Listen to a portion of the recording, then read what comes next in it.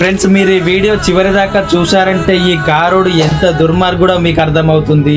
పాపం ఒక రోజు ఒక పేదావిడ రోడ్ సైడ్ కూరగాయలు అమ్ముకునే సమయంలో పక్కనే ఉన్న రెస్టారెంట్ కి వచ్చిన ఒక కారోడు ఈ తల్లి పక్క నుంచే కారును తీసుకొచ్చి తన చీరపై కార్ని పార్క్ చేస్తాడు. వాడు కావాలని పార్క్ చేశాడో లేదా చూసుకోలేదో తెలియదు గాని పాపం ఆ తల్లి కాసేపటి తర్వాత గమనించి ఆ చీరని ఎంత లాగినా కూడా అస్సలు రాదు. అదే సమయంలో అలా వెళ్తున్న పోలీసులు ఇద్దరు వచ్చి వెంటనే ఆ శారీని తీయడానికి ప్రయత్నిస్తారు. అయినా కూడా శారీ అస్సలు రాదు. ఇలా అయితే లాభం లేదని ఆ పోలీసులు వెంటనే మెకానిక్ ని పిలిపించి ఆ కారు వీల్ ని మొత్తం ఊడదీపిస్తారు. కాసేపటి తర్వాత ఆ కారు ఓనర్ వాళ్ళు వచ్చి ఎంత బతిమలాడినా ఆ పోలీసులు అస్సలు వదిలిపెట్టరు. వాళ్ళు చేసిన తప్పుకు శిక్షని అనుభవించాలంటూ రేపు స్టేషన్ కి వచ్చి ఆ కారు వీల్ ని తీసుకెళ్లమని ఆ పోలీసులు అతనికి చెప్తారు.